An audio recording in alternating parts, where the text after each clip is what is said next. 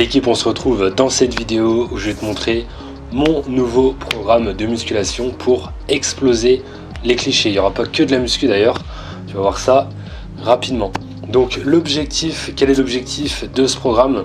Je vais te dire tout ça, je vais t'expliquer ce que j'ai mis en place, comment est-ce que je l'ai structuré, comment est-ce que je l'ai réfléchi pour que ce soit vraiment le plus cohérent par rapport à mes objectifs du moment. Juste avant, si c'est pas encore fait, je t'invite à télécharger ton kit offert pour sportifs vegan avec tous les conseils que tu vas pouvoir mettre en place, appliquer afin d'avoir une nutrition sportive végétalienne, vegan, donc c'est-à-dire végétalienne, afin de gagner en masse musculaire, gagner en force, d'atteindre tous tes objectifs sportifs et physiques. Donc ce kit est à télécharger 100% gratuitement, c'est le premier lien en description sous cette vidéo. Alors quel est l'objectif de ce programme? Il y a deux objectifs prioritaires, c'est le gain de force et le gain en cardio, sans mettre de côté complètement totalement l'hypertrophie, donc c'est-à-dire la prise de masse musculaire. Mais vraiment de base c'est la force et le cardio. Au niveau du fonctionnement, ça va être très simple, 3 à 4 séances de muscu par semaine et 2 séances de cardio. Il y a 3 séances de muscu qui sont obligatoires, il y en a une qui est optionnelle. En clair, ça va être simple, je vais faire un jour de muscu, un jour de cardio, un jour de muscu, un jour de cardio, un jour de muscu et éventuellement un 4e jour de muscu à la fin de cette semaine. Avant d'entrer dans les détails, je vais déjà t'expliquer grosso modo pourquoi est-ce que j'ai choisi d'alterner entre muscu et cardio. Quel est l'intérêt derrière tout ça? Laisser assez reposer le système nerveux entre 2 séances de muscu, étant donné que je vais travailler la force. Force est égale à série courte, est égale à une charge plus élevée que quand tu es sur de l'hypertrophie, sur de la prise de masse musculaire. Surtout qu'ici, je vais travailler tout le corps sur une séance. Tu vas le voir juste après. Et enfin, dernière raison, c'est pouvoir profiter des jours de repos de muscu pour développer le cardio. Donc c'est pour ça que j'alterne entre muscu et cardio. Ok, maintenant on va aller plus en détail. Depuis quelques semaines, j'ai un des membres de Vegalpha, donc c'est-à-dire mon programme de prise de masse vegan mensuel, qui m'a conseillé de regarder une chaîne YouTube qui s'appelle Strength Vision. Et les gars sur cette chaîne font du street lifting, c'est-à-dire comme du street workout, donc c'est-à-dire de la musculation à poids de corps sur des barres parallèles et une barre de traction, à 2 différences près. Dans le street lifting, on va se lester, donc c'est-à-dire des dips lestés, des tractions lestées, des muscle-up lestés, etc. Et on va aussi inclure du squat, qui normalement n'est pas présent sur du street workout classique. Ce qui rend le street lifting plus complet que le street workout, dans le sens où on travaille les mouvements comme les tractions ou les dips, mais aussi les jambes, et en plus de ça, tous ces mouvements sont avec potentiellement une charge additionnelle. J'ai vraiment accroché personnellement, surtout quand j'ai vu les perfs de malades que font ces mecs, franchement c'est incroyable. Ils font des dips lestés à 150 kg, ils font des squats en parallèle à 200, plus de 200 kg, enfin franchement c'est juste un truc de malade. Donc je me suis dit que j'allais m'en inspirer pour créer mon programme. Donc l'objectif que je me suis donné et qui est parallèle, cohérent avec le street lifting, c'est de progresser sur les mouvements de base. Alors ici personnellement j'ai choisi le squat, les tractions, et par contre le développé couché. J'ai pas choisi les dips étant donné que j'en ai déjà fait pendant un long moment, je voulais varier un petit peu, mais si je voulais vraiment être le plus cohérent possible avec le street lifting, je serais passé sur les dips. Pour travailler la force de base, il faut être sur un maximum de 5 répétitions. Si tu vas au-delà, tu vas travailler moins la force et plus, on va dire de façon générale, l'hypertrophie, la prise de masse musculaire. Mais le problème, c'est que si je travaille la force sur chacun des mouvements, sur chaque séance, je vais vraiment rapidement m'épuiser au niveau du système nerveux, même si je fais que 3 séances par semaine. Je veux pas faire moins de 3 séances par semaine parce que je veux quand même avoir un volume de travail qui est assez élevé, mais je peux pas non plus travailler la force sur chacun des mouvements dans chacune de ces 3 séances, sinon je vais trop m'épuiser. Donc il faut vraiment trouver le juste milieu et la bonne façon de procéder. Comment travailler la force suffisamment sur la semaine, sur chacun des mouvements sans négliger les autres. Et du coup la solution que j'ai trouvée, c'est de mettre en priorité un mouvement au début de chaque séance, ensuite de mettre un second mouvement avec plus de répétitions, tu vas voir, je vais t'expliquer en détail juste après, et un troisième avec encore plus de répétitions.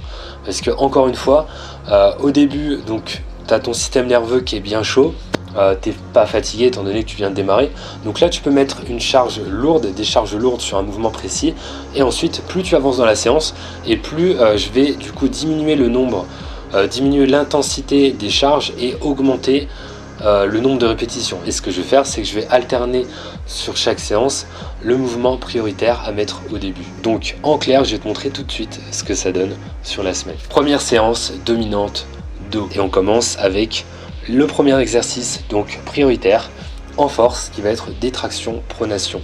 5 séries de 5 tractions pronation, lestées si possible. Ça dépend bien évidemment de ton niveau de force, avec entre 2 et 3 minutes de repos. Plutôt 2 minutes 30, 3 minutes de repos. Ensuite, on enchaîne avec du squat, 5 séries de 10 répétitions.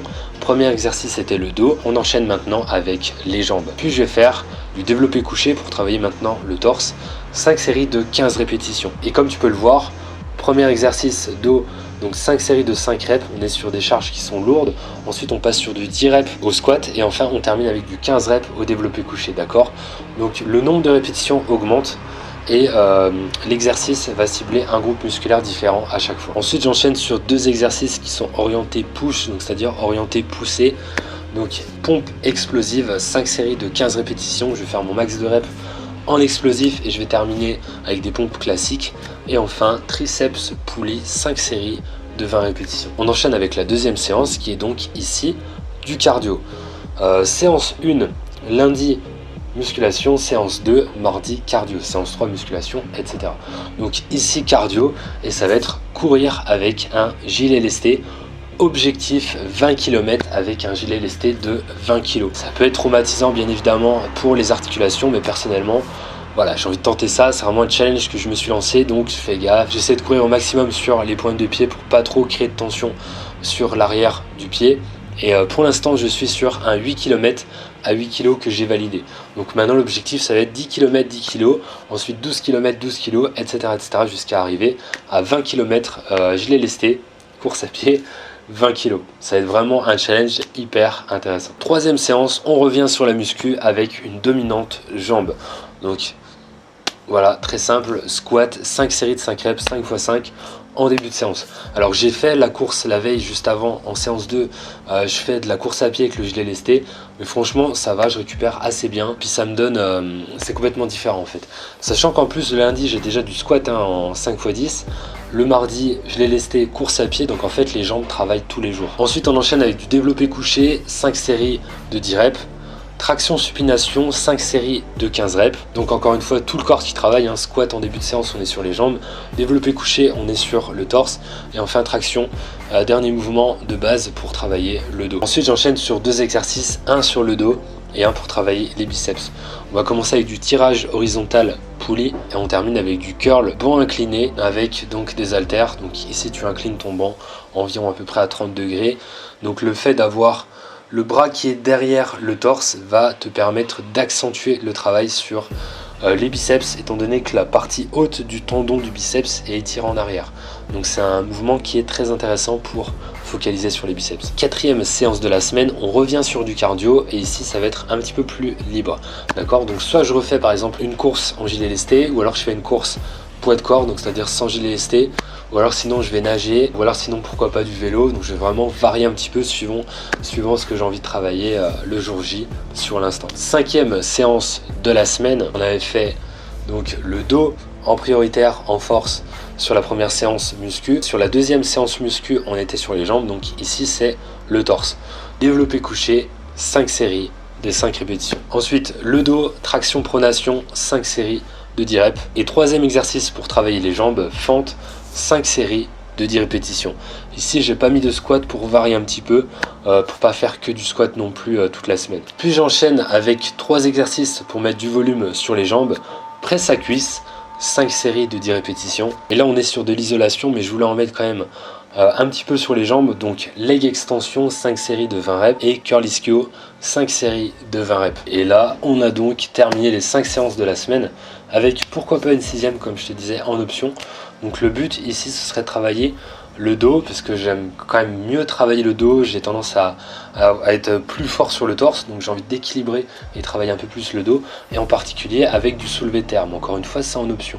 Donc si jamais je fais cette séance, donc ici ce sera une dominante dos mais bas du dos, plutôt le bas du dos, le soulevé de terre aura plutôt tendance à faire travailler le bas du dos que le haut du dos, même si le haut du dos est quand même impliqué. Donc ici soulevé de terre, 5 séries de 5 reps, et après ce sera les épaules et les bras pour cette séance. Donc un focus bras avec juste avant un développé militaire, 5 séries de 10 reps, ensuite des élévations latérales, triceps poulie comme le lundi si je ne me trompe pas, et biceps poulie.